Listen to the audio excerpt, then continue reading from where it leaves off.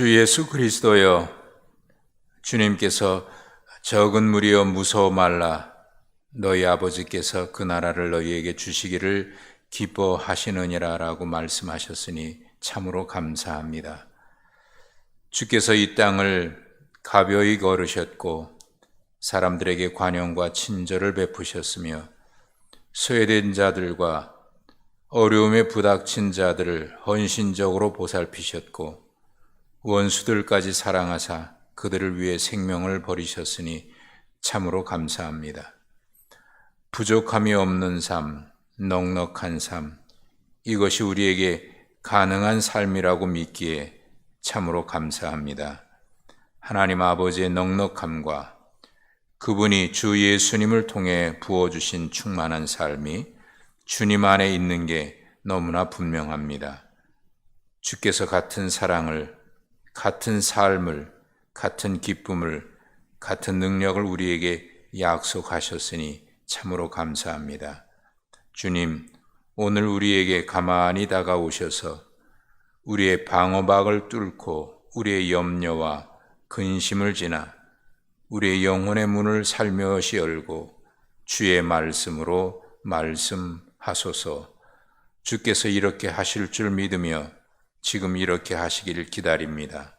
예수님의 이름으로 기도하나이다. 아멘. 말씀 보시겠습니다. 마태복음 7장 1절부터 12절까지입니다.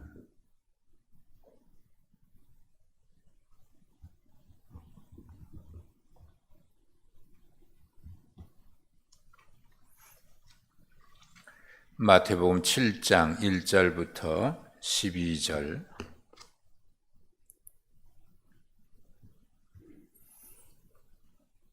하나님의 계시의 말씀을 교독하시면서 주님이 주시는 음성을 들으시기 바랍니다.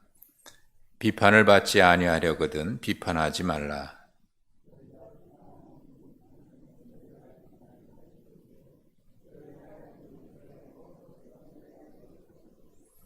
어찌하여 형제의 눈 속에 있는 티는 보고 내 눈 속에 있는 들보는 깨닫지 못하느냐?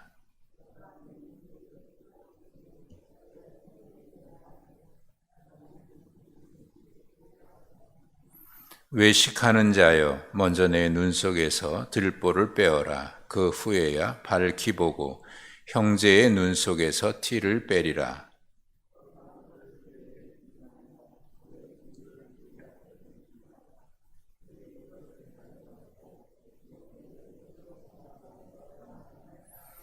구하라, 그리하면 너희에게 주실 것이요. 찾으라, 그리하면 찾아낼 것이요. 문을 두드리라, 그리하면 너희에게 열릴 것이니.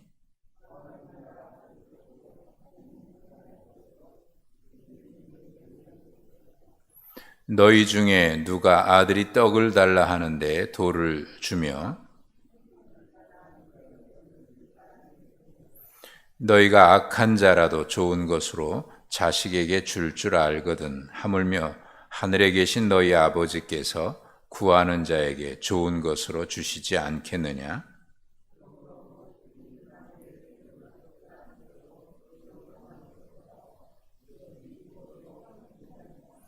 아멘. 오늘 말씀을 여러분들이 읽으시면서 생소한 말씀은 아니죠. 익숙한 말씀이고, 근데 여러분이 읽으시면서 어떤 생각이 드셨는지, 비판에 대한 말씀, 우리가 비판이라고 하는 거 전혀 안 하고 사시지는 않지요. 비판이 은연중에 우리가 많이 합니다. 또 우리는 이 말씀을 대하면서 이런 생각을 가지고 있는 분들이 많아요. 우리가 많은 것들을 판단해야 되지, 판단하지 않고 또 어떻게 살 수 있을까? 옳고 그름을 판단해야지. 그런 생각들을 갖고 있는 분들이 많아요. 또 성경에는 바울 사도도 그렇고 공동체 안에서 어떤 잘못된 일을 있을 때 그것을 판단했고요, 비판했고 그런 내용도 있거든요. 그럼 비판은 우리가 전혀 하지 말아야 되느냐? 또 여기에 말씀이 또 뭐라고 기록을 주님이 하셨냐면 너희가 비판받지 아니하려거든 비판하지 말라. 예. 내가 비판받지 않기 위해서 비판하지 말라는 거예요. 또 너희가 비판하는 그 비판으로 너희가 받는다. 그러니까 내가 누군가를 비판했어요. 그런데 그때는 비판할 수 있을 거라고 생각을 했고 그만한 이유가 있어서 했겠지요. 그런데 지나다 보니까 내가 그렇게 말한 대로 살지 못할 때가 있어요. 남은 내가 그렇게 지적을 했고 남은 내가 이건 잘못됐다고 이렇게 비판을 했는데 내가 또 나는 그렇게 하지 못하는 때가 있어요. 그럼 남들이 당신이 옛날에 그런 말 하지 않았느냐, 그 기준으로 또 나를 비판을 할 수가 있지 않습니까?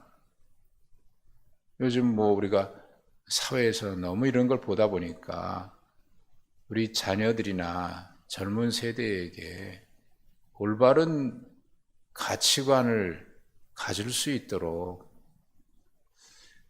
그런 교육이 가능하겠나 말이죠. 그런 생각을 가질 때가 많거든요. 저 남이라고 막 비판해요. 그리고 막상 자기가 그런 일을 당하게 되면은 그럴 만한 이유가 있다고 또 얘기합니다. 나는 이래서 그렇고 저래서 그렇고. 그러면 비판받지 않기 위해서 우리는 비판하지 말아야 되나? 주님 앞에 설 때에 너희가 비판했던 그 비판으로 너희가 비판을 받을 것이다. 그렇게 하지 않기 위해서 하지 말라는 것인가?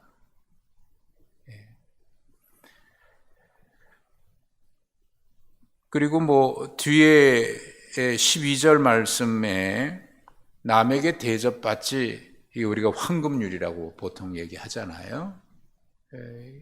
믿지 않는 사람들도 이 말씀을 알 만큼 유명하게 사람들이 인용하는 그런 말씀 중에 하나죠. 남에게 받고자 하는 대로 너희가 남 대접해라. 이 말씀, 이게 뭐예요? 내가 이렇게 대접을 하면 누군가 나를 대접하겠지. 내가 대접받고자 하면 먼저 대접을 해줘야 그 사람이 나에게 대접을 할 거야. 이렇게 느껴지는데, 그렇게 되면 대접하는 것이 거기에 초점이 맞춰져 있기보다는 내가 받고자 하는 마음에 초점이 맞춰 있는 듯해요. 내가 받고 싶어서 남을 대접한다. 그런데 끄트머리에 이제 이런 말씀이 있죠. 이것이 율법이요 선지자다. 근데 사실은 오늘 우리가 함께 읽으셨던 이 말씀은요, 이 달락달락 떨어져 있는 것 같긴 하지만, 이게 이제 5장 17절에 보면 내가 율법이나 선지자를 폐하러 온 줄로 아느냐? 내가 완전하게 하기 위해서 왔느니라 라고 말씀을 하시면서 너희 의가 바리새인이나 서기관보다 낫지 않으면 결단코 천국에 들어갈 수 없다 이렇게 말씀을 하셨잖아요. 거기서부터 지금까지 7장 11절까지 이게 한 묶음으로 볼 수 있어요. 그게 이제 산상수훈에 있어서 핵심되는 내용입니다. 거기에 지금까지 하신 말씀의 결론으로 이것이 율법이요 선지자다. 그러니까 내가 율법이나 선지자를 폐하러 온 줄로 아느냐? 완전하게 왔다. 율법 선지자 얘기하셨죠? 그리고 또 여기서 마지막으로 또 율법이요 선지자니라. 성경에는 주로 이렇게 말씀하시는 기록된 내용들이 많아요. 이거 이제 인크루지오라고 해서 문학기법으로 표현할 때 자주 쓰는 표현들인데 성경에도 이렇게 기록된 게 많아요. 이제 삽입기법이다 이렇게 번역을 할 수 있는 건데 앞에와 끝에 같은 말씀을 하고 그 안에 내용을 담아서 하는 이게 굉장히 중요한 말씀을 할 때 그렇게 주로 표현을 해요. 그러니까 앞에 있는 뒤에 있는 시작과 끝을 강조하는 거죠. 율법과 선지자의 주님이 완전하게 하기 위해서 율법과 선지자다. 근데 이거 많이 보면은 이런 얘기야 사회에서도 충분히 할 수 있는 얘기 아니냐. 윤리적으로 이렇게 살아야 마땅하지 않냐. 그 정도 교훈으로 말씀하신 것일까? 여러분 어떻습니까? 비판하지 말라. 안 하고 살 수 있어요? 안 해야 돼요? 하면 안 되는 건가요? 많이 해요. 그러면 큰일 나잖아요. 이 말씀대로 하면. 분명 그렇습니다. 비판이라고 하는 것, 정당한 비판이라고 얘기하는 것도 있을 수 있어요. 정당한 비판을 해야 그것이 유익이 될 수 있고 그 사람에게, 당사자에게도 유익이 될 수 있고 정당한 비판을 해야 옳고 그름을 우리가 판단할 수도 있는 것이고 또 정당한 비판이 해야 사회가 건전해질 수도 있고 그런 거겠죠. 그러니까 이 말은 우리가 성경에 있으니까 지켜야 되긴 하는데 그런데 그렇지 않다.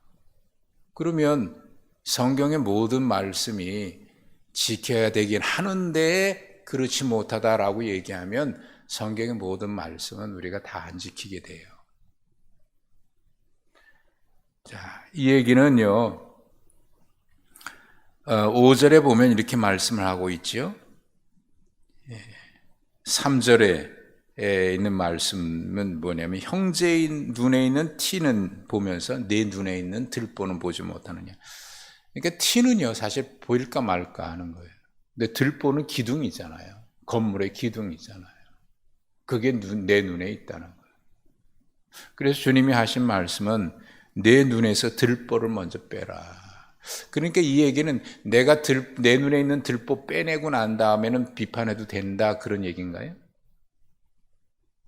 남의 눈에 있는 티를 내 눈 속에 들보를 빼낸 다음에는 이거는 그렇게 하면 비판해도 된다 그런 얘기는 아닌 거예요.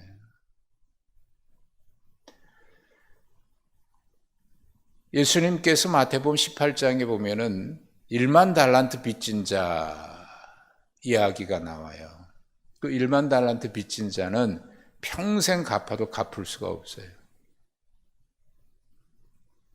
오늘날 금액으로 환산해 보니까요 1,500억 정도가 되더라고요. 그 이상이 되더라고요. 평생 갚아도 갚을 수 없는 거예요. 근데 이제 용서해 줬죠. 탕감해 줬죠. 그걸 갔어요. 가다가 100데나리온 빚진 자를 만났네요. 나는 그렇게 큰 평생 갚아도 갚을 수 없는 빚을 탕감받았는데 100데나리온은 내가 탕감받은 1,500억 이상에 비하면 100데나리온은 한 몇만 원 정도밖에 안 되는 거예요. 근데 그거 안 갚았다고 끌고 가서 감옥에 쳐놓는다. 그러니까 주변에 있는 사람들이 그걸 보고 다시 그 임금에게 와서 그 사람이 있잖아요. 1,500억 탕감해 준 사람. 그 사람이 한 1, 2만 원 빚진 사람을 감옥에 쳐넣었어요. 돈 안 갚는다고. 그랬더니 당장 데려와라. 감옥에 가더라. 홀이라도 갚지 않으면 풀어주지 마라. 어떻게 되죠? 어떻게 갚겠어요? 감옥에 갇혔어. 그렇지 않아도 갚을 수 없는 건데 감옥에 갇히면 더 못 갚겠죠. 그 말씀에 핵심이 뭐죠? 우리가 받은 은혜입니다. 평생 갚아도 갚을 수 없는 것을 탕감받은 은혜.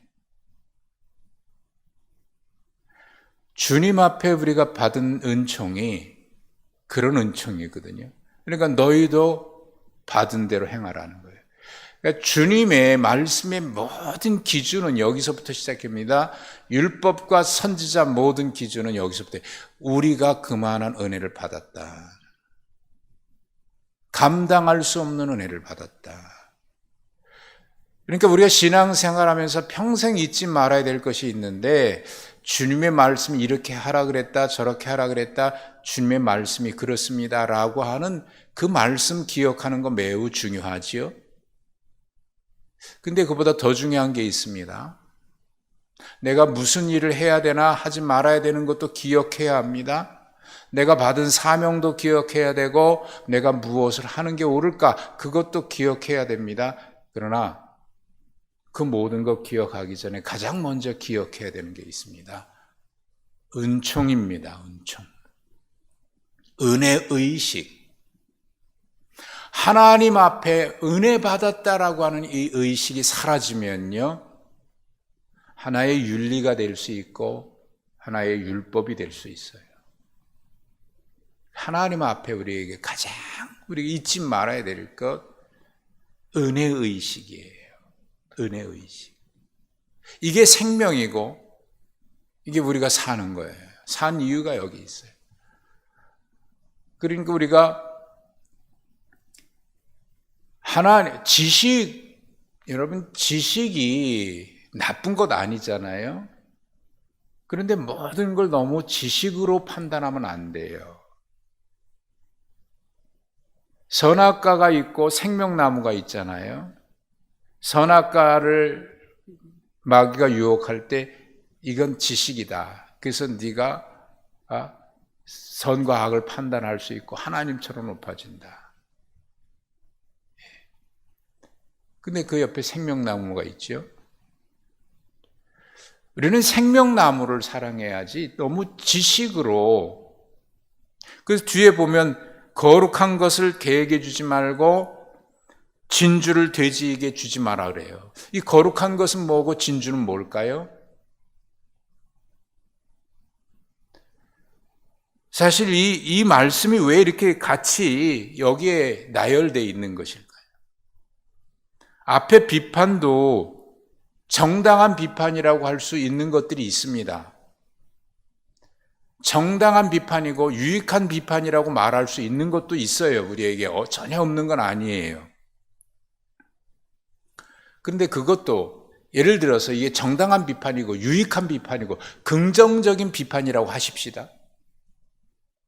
긍정적인 비판은 사실 필요하다고 얘기할 수 있잖아요. 그 긍정적인 비판은 해줘야 우리가 또 발전도 할 수 있는 거고. 그런데 말이죠. 긍정적인 비판이고 유익한 비판이라고 하더라도 그것이 개나 돼지에게 여기 표현하고 있는 것처럼 사실 이 거룩한 것은 여러 가지가 될 수 있겠죠. 진주도, 주의 말씀도, 또 복음도, 성경도, 또 긍정적인 비판, 건전한 비판도 포함될 수 있죠. 그런데 여러분 아무리 좋은 것도요. 들을 끼 있는 자에게 그게 진주가 되고 거룩한 것이 되지 그런 걸 좀 많이 느껴요. 아무리 얘기해 주고 싶고 얘기해 줘도 못 알아듣는구만. 그러면 얘기해 주고 싶은 마음이 없어요. 왜? 그게 잔소리가 돼버리고요. 오히려 더 관계가 불편해질 수 있어요. 그래서 깨달을 때가 오겠지. 깨달을 때가 오겠지.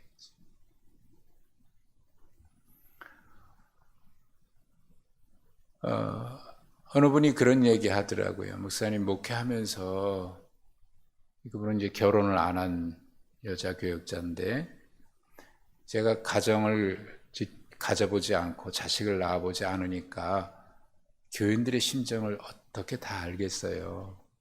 그래서 어떨 때는 그런 고민을 많이 합니다. 그래요. 그래서 제가 그런 얘기 했습니다. 사람이 다 경험할 수 있나? 모든 경험을 다 할 수 있나? 어떻습니까? 다 경험할 수 있나요? 그래서 우리가 상대방의 입장을 안다고 하는 것은 그게 내 기준에서 어느 정도 아는 거지 상대방의 입장을 알 수가 없어요. 다 경험을 못하지 않습니까? 그래서 우리가 공부해야 되는 거다. 내가 직접 경험하지 못해도 간접적으로 책을 통해서 많은 공부를 통해서 이런 것이구나. 얼마나 많이 있습니까? 내가 좋은 분을 만나고 싶고 멘토를 만나고 싶어요. 그런데 그분이 돌아가셨다? 아니, 우리나라에 있지 않고 멀리 외국에 있어서 그분의 참 책을 읽어보니까 이분을 만나서 한마디라도 해보면 좋겠다. 여러분, 어떤 문제 같은 경우요, 다 들어서가 아니라 그 중에 한마디, 이거였구나. 한마디 말로 모든 문제가 풀리는 경우가 있거든요.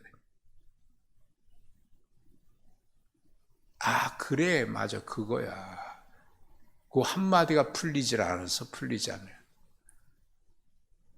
그런 경우 그분을 직접 만나지 못해도 많은 책을 통해서, 그분의 책을 통해서, 그분을 만난 것처럼 말이죠. 돌아가신 그분을 만난 것처럼. 이것이 우리가 간접 경험을 통해서 자기 걸 만들어가는 거 아닙니까? 근데 그렇지 못할 때는 아무리 귀한 책도요, 제가 책을 목회하면서 많은 선물을 주는데 가장 귀한 선물은 어떤 거는 제가 고마운 거는 책 중에서 정말 좋은 책 선물 받으면 고마워요. 근데 어떤 책은요, 이게 이분 도대체 무슨 말을 한 거야? 그런 경우가 있어요. 그런데 그거는 또 내 기준에서 그렇지 그 안에도 좋은 내용들이 있을 수 있거든요.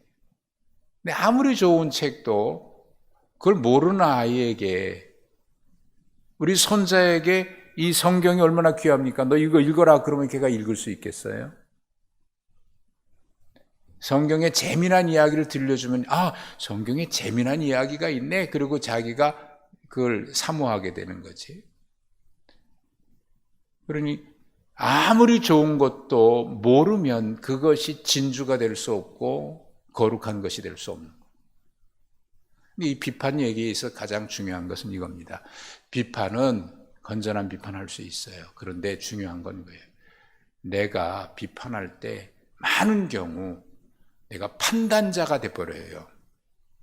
심판자가 돼버려요. 교만해지는 겁니다.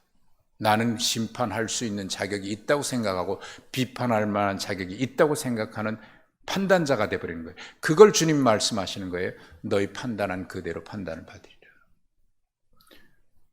우리의 판단자는 어디에 계십니까? 하늘에 계신다. 그러면 너희는 원수를 사랑하라. 이 말씀 계속 이어지는 것은 산상보훈에서 원수를 사랑하라는 말씀이 이어져 있고, 미워하는 자를 오히려 선대하라고 얘기하고요, 저주하는 자 오히려 축복해주고, 모욕하는 자를 위해서도 기도해줘라.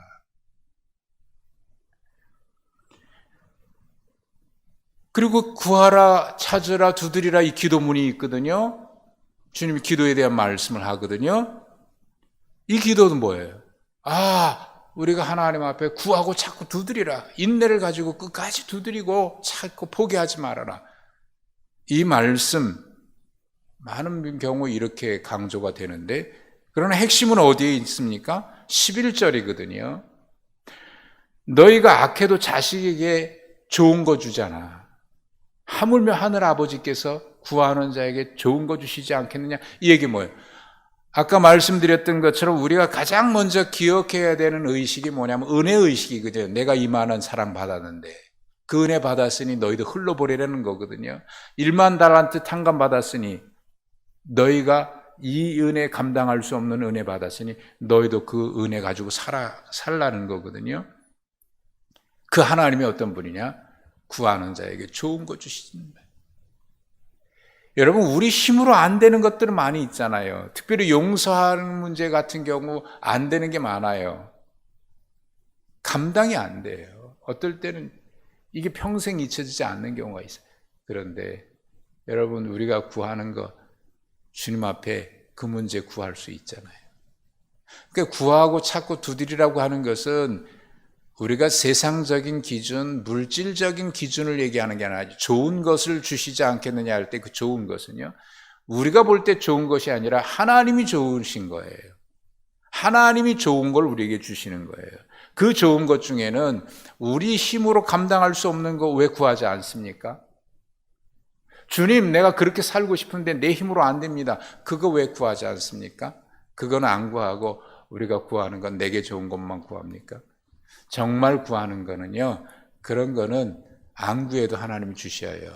앞에 주님 말씀하셨죠? 너희가 먼저 구해야 될 것이 있다고요. 먼저 그의 나라와 그의 의입니다. 염려하지 말라고요? 염려 안 하고 살 수 있어요? 염려하지요. 모든 게 염려거리입니다. 그런데 염려하더라도 먼저 구하는 게 있어요. 먼저 그의 나라와 그의 의. 그러면요, 언젠가 그 염려하던 것이 아무 문제가 안 되더라고요.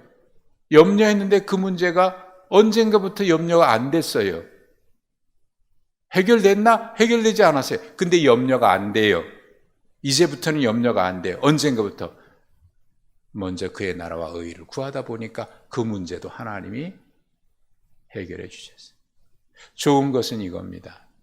그러므로 무엇인지 남에게 대접받고자 하는 대로 너희도 남을 대접하라. 이 말씀에 역시 내가 해줘야 받지. 이건 기브 앤 테이크 세상의 논리잖아요. 주어야 받지. 주지도 않고 받으려 그러면 도둑놈이지.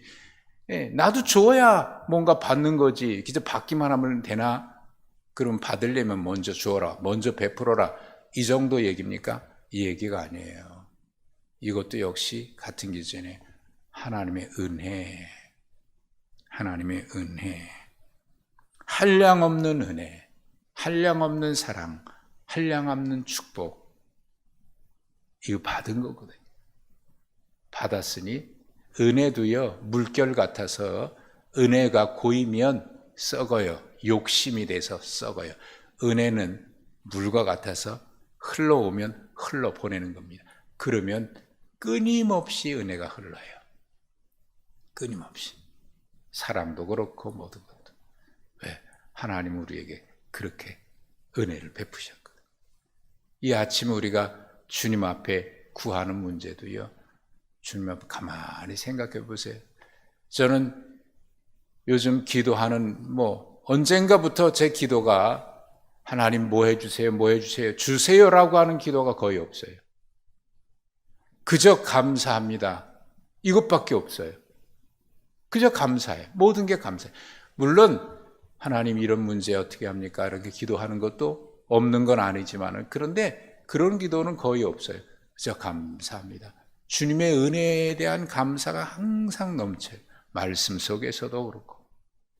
은혜의식, 여러분 은혜의식을 우리가 잊어버리면 성경이 아무리 우리가 많이 암송하고 진주 거룩한 것을 달달달달 외우고 있어도요, 우리 속에 그 은혜의식이 빠져버리면 그 말씀은 그냥 율법이 되고 조문이 될 수 있어요. 은혜입니다. 은혜. 그 은혜 받고 보니까 판단할 게 없어요. 나도 그런 자인데 하나님이 이렇게 은혜 주셨는데. 구하는 거, 아이고 왜 안 되나? 하나님이 얼마나 좋은 거 주시는데. 받고 싶은 대로 주라? 아니요. 내가 얼마나 많이 받았는데. 줄 수 있는 게 감사한 거지. 베풀 수 있는 게 감사한 거고 뭔가 할 수 있는 게 감사한 거지. 이거 해야 받는다? 아니요. 할 수 있는 것도 감사한 거예요. 은혜의식. 여러분 오늘 하루도 그 은혜의식 속에 기뻐하고 즐거워하면서 살아갈 수 있기를 축복합니다. 그렇게 되면 하나님께서 기뻐하시고 하늘의 복으로 채워주실 줄로 믿습니다. 하나님 감사합니다. 모든 것이 주의 은혜요, 모든 것이 은총이요, 하나님 앞에 설 때마다 감당할 수 없는 은혜 감사하고 감사합니다. 오늘 이 아침에 하나님 주님 앞에 엎드려 잠잠히 주님 바라보니 웬 은혜인지, 웬 사랑인지, 웬 축복인지, 얼마나 큰 은혜인지 하나님 오늘도 그 은혜에 감사하여 오늘 우리의 삶에서도 그 은혜 가지고 기쁨 가지고 감사함으로 살게 하시고 또 우리의 관계 속에서 이 은혜가 흘러 충만케 하옵소서. 예수님의 이름으로 기도하옵나이다. 아멘.